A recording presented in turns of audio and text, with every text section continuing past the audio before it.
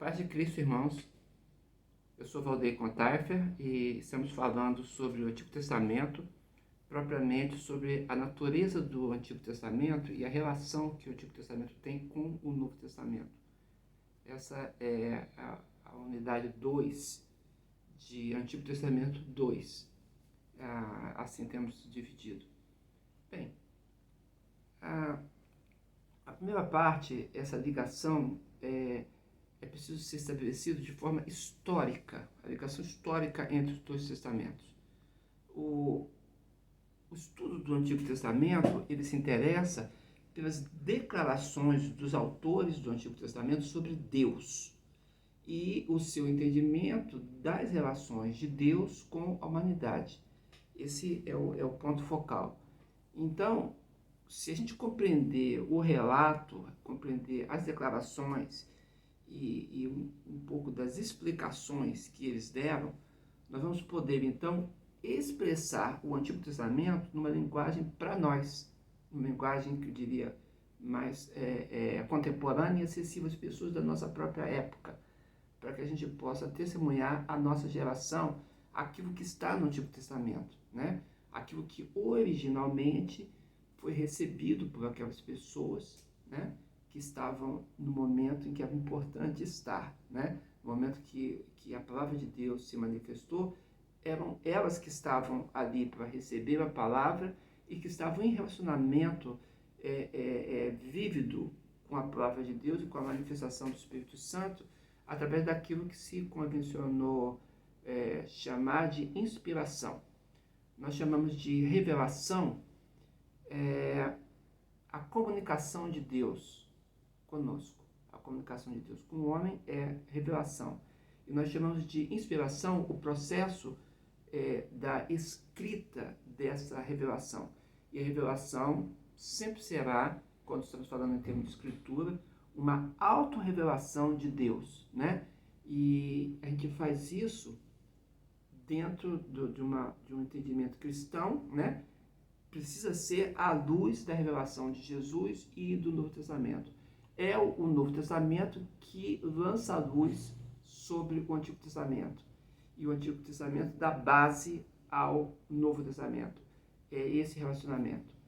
Então, o culto hebreu, por exemplo, ele tem uma norma contida na forma que ele se apresentou.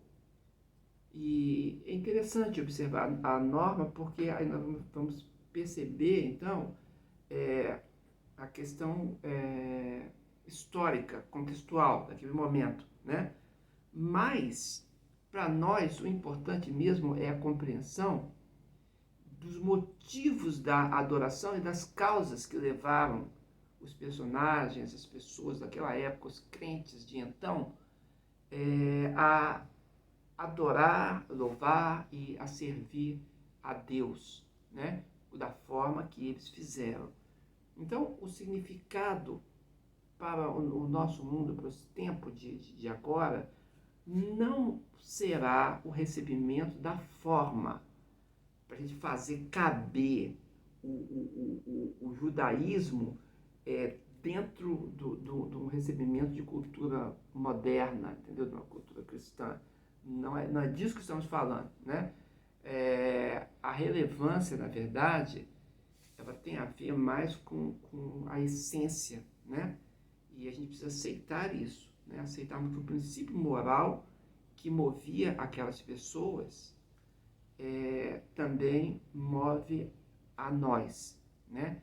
E aquilo que adivinha da relação, do relacionamento com Deus, também é normativo para nós, porque Deus revelou a palavra a eles para que a palavra chegasse a outrem, né? Às pessoas daquela época, mas que também chegassem a nós, porque nós também somos endereçados da revelação, né? Eu procuro discutir isso quando eu apresento o meu livro sobre teologia da complexidade, porque dentro da complexidade está o fato de que a revelação tem um endereço, né? Ela foi endereçada ao fiel, ao crente, foi endereçada a quem crê, né? E no olhar de Deus é uma resposta à humanidade, então é uma resposta a nós também.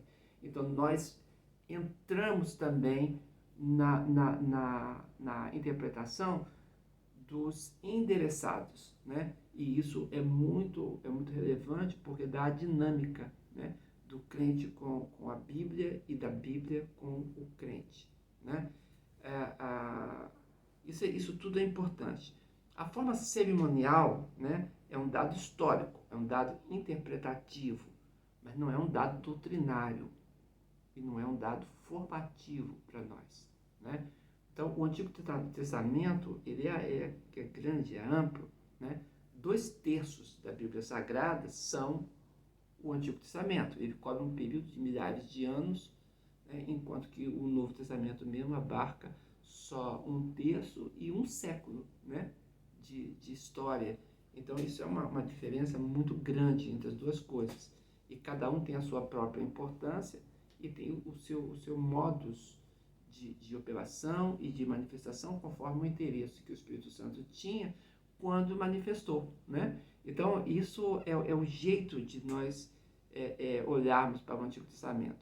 E o período principal da história, claro, que vai ser o período de Jesus, né? O período do cumprimento das profecias messiânicas que o Antigo Testamento produziu.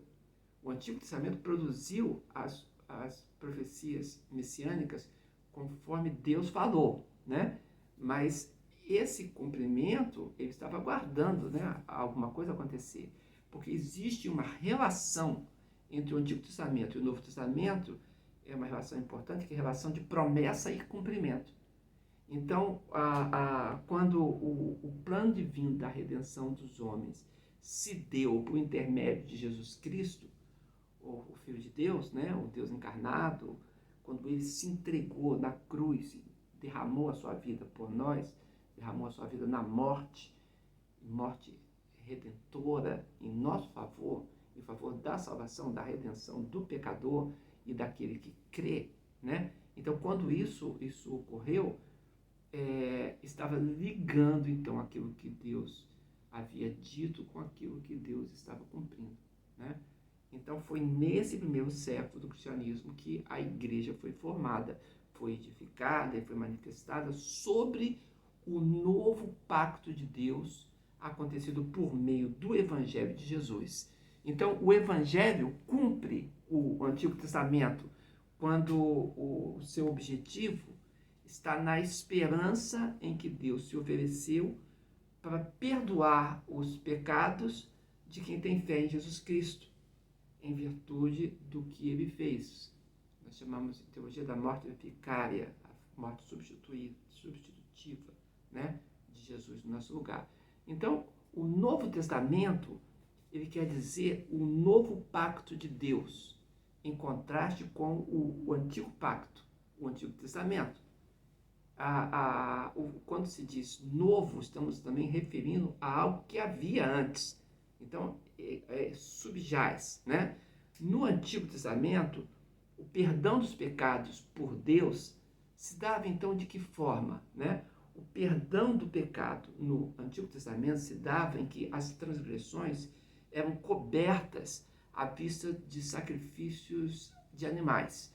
Porém, se dava como uma antecipação do sacrifício de Jesus, do que Jesus faria depois, como sacrifício definitivo e integrador da justificação, integrador da regeneração e da santificação, resultando do mesmo ato vicário de Cristo.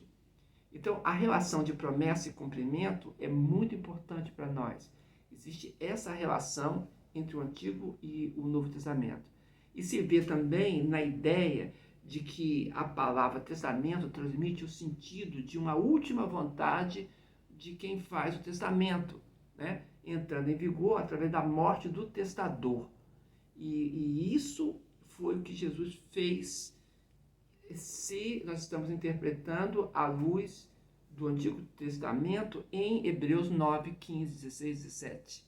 Né? Então, quando a gente olha para Hebreus, aí Hebreus vai ser bem claro em dizer para a gente, e por isso é mediador de um novo testamento, para que, intervindo a morte para a remissão das transgressões, que havia debaixo do Primeiro Testamento, os chamados recebem a promessa da herança eterna, porque onde há testamento é necessário que intervenha a morte do testador, porque um testamento tem força onde houve morte, ou terá ele algum valor enquanto o testador vive? É a pergunta de Hebreus 9, né? Então, essa relação está muito clara para nós. A ligação e sequência histórica entre os dois testamentos, podemos ver discernindo aqui conjuntos de anos, né? A história que podemos destacar como fazendo ligação entre o Antigo Testamento e o Novo Testamento, ela, sem dúvida, o forte dela, né, são os eventos que aconteceram no período chamado período interbíblico, né? Então, quando o Antigo Testamento fechou o seu cânon, né, e estava aguardando alguma coisa acontecer, né? E aberto isso com o advento da palavra, né? A palavra de Deus se fez carne, o verbo de Deus se fez carne e habitou entre nós, né? E vimos a sua glória, né? A glória como do unigênito do Pai, cheio de graça e de verdade. Então, essas palavras que são de João capítulo 1, né? Evangelho de João, faz muito sentido para nós quando pensamos em Antigo Testamento e Novo Testamento. Mas a gente precisa voltar um pouco, né, para traçar o nosso fio de meada, desde aquela da capital Samaria, que era a capital do Reino do Norte de Israel, né, até chegar no período apostólico. Então, no século 8 a.C., cerca dos anos 700, né, o poder da Assíria levou em cativeiro o reino do norte de Israel, destruiu a capital, Samaria, foi no ano 722, 721 a.C., e dispersou as 10 tribos do norte de Israel, de uma forma que nunca mais elas retornaram à sua terra, né? No século 7 a.C., por volta dos anos 600, e no século 6, nos anos 500, a Babilônia se levanta então como um novo império, né? Como o poder mundial, substituindo a Síria, vencendo, né? Subjugando e estabelecendo a si mesma, e levou em cativeiro o Reino do Sul. Então, o Reino do Sul, chamado Reino de Judá, tinha como capital Jerusalém. O Reino do Norte tinha como capital Samaria. E o Reino do Sul, agora, nessa época, ela tem como capital Jerusalém. Foi destruída a capital no ano 586 a.C. Foi um golpe duríssimo para o orgulho nacional do povo judeu e foi um cadinho para poder moldar culturalmente o judaísmo que a gente vai encontrar no Novo Testamento, né?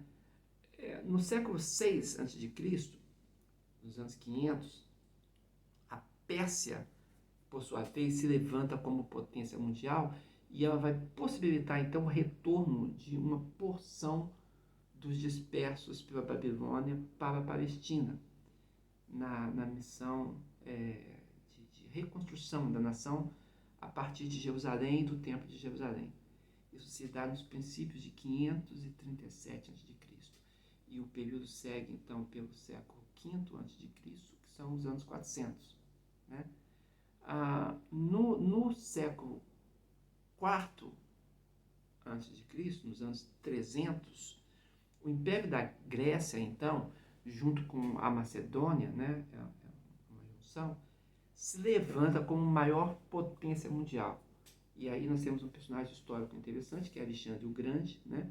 Ele dá início ao processo vasto de helenização intensa do Oriente Médio, né? Alexandre o Grande, então, ele vai morrer depois em 323 a.C., e com a morte dele o Império Grego se divide em 4 e depois fica em 2, né? No Egito, uma parte do Império Grego vai se consolidar no Egito. A hegemonia fica com os reis chamados Ptolomeus. E sobre a Palestina, de 320 a 198 a.C., eles estavam, então, subjugando, né? No século III a.C., nos anos 200, temos os primórdios da famosa versão Septuaginta, né, do Antigo Testamento, com a tradução do Pentateuco, do hebraico para o grego, né? No século II a.C., nos anos chamados anos 100, aquela hegemonia da Síria ficou ruim. Quando eu falo hegemonia da Síria, estou falando do Império grego que estava na Síria, porque tinha um no Egito e outro na Síria, né? Então nós temos ali a hegemonia dos Seleucidas sobre a Palestina. Agora nós já estamos de 198 a 167 a.C. Então, com os Ptolomeus, era 320 a 198. E agora com os Seleucidas, de 198 a 167 a.C. E se dá, então, o desenvolvimento dos partidos helenistas e o partido Hassidim dentro do judaísmo, né? Nessa época, Antíoco Epifânio, que era o monarca, né? Ele fracassa em anexar o Egito. E ele tenta, então, forçar a helenização dos judeus através da imposição da paganização religiosa em 168 a.C. Contudo, acontece a revolta dos líderes macabeus e os judeus se levantam para a resistência, para a guerra de resistência, a gente chama de movimento de guerrilha, né? Em 167 a.C., e é obtida a independência judaica, sob a liderança sucessória de Matatias, Judas Macabeus, Jonatas e Simão Macabeus, todos eles, né? E eles então impuseram a dinastia Asmoniana, cerca de 142 até o ano 17 a.C. Então temos esse período, né, de independência do reino de Judá. Mas o século I a.C., 99 até o ano 1º a.C., é o século I a.C., é marcado por muitas inquietações. Nessa época acontece, então, o desenvolvimento das seitas judaicas, dos saduceus, dos fariseus, dos essênios. Então, nessa época é que Roma se levanta como império e subjuga a Palestina através da ascensão do general romano Pompeu. Isso aconteceu em 63 a.C., sem resistência alguma dos judeus. Antípater, ele tem como filho Herodes, e ele é chamado depois de Herodes o Grande. Ele sobe ao poder da Palestina através de uma manobra política do Império Romano, que é o Império Conquistador, e os romanos então colocam, né, Herodes o Grande como rei, e o Herodes impõe a sua dinastia. E nós vemos então no período do Novo Testamento governando a Palestina em nome dos romanos, esse rei Herodes. Inicia-se o período de transição do intertestamentário para o neotestamentário.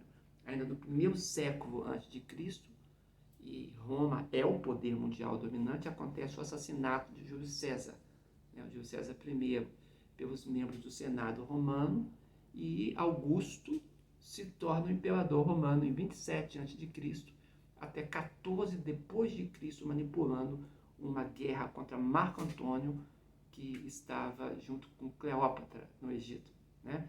Então, em Belém da Judéia, acontece o nascimento de Jesus em cerca de 6 a.C. É importante observar que tem um erro no calendário, né? Por isso o nascimento de Jesus, a gente marca ele com esse equívoco, né? Portanto, não aconteceu no ano 0 o nascimento de Cristo, ele aconteceu no ano 6 a.C. O ano 0 seria próprio, né? Mas não foi acertado isso foi visto depois. E na Judéia, o rei Herodes o Grande morre em 4 a.C., né? E em Roma, Tibério é levantado imperador, né? E de 14 depois de Cristo até o ano 37 depois de Cristo, e Pôncio Pilato se torna o governador da Judéia. O século I depois de Cristo, do ano 1, né, até o 99, como nós enfatizamos, né? O fato mais marcante é o ministério público, a morte e a ressurreição de Jesus. que acontece em cerca de 27 ao ano 30 depois de Cristo. Aí temos os primórdios da igreja cristã, que tem Pedro, Paulo, João como liderança forte, tem outros grandes líderes também, que acompanham na liderança da influência nesse período inicial da igreja. Os imperadores Calígula e Cláudio governam nos anos 37 a 41 e 41 até 54 depois de Cristo, respectivamente, né? E a expansão da igreja, então, acontece e as escrituras do Novo Testamento são escritas, né? Ou a escritura escrita. As escrituras vieram à luz, então, e o imperador Nero, em 54 e 68 depois de Cristo, persegue os cristãos e Pedro e Paulo sofrem martírio em 64 a 68 depois de Cristo, né?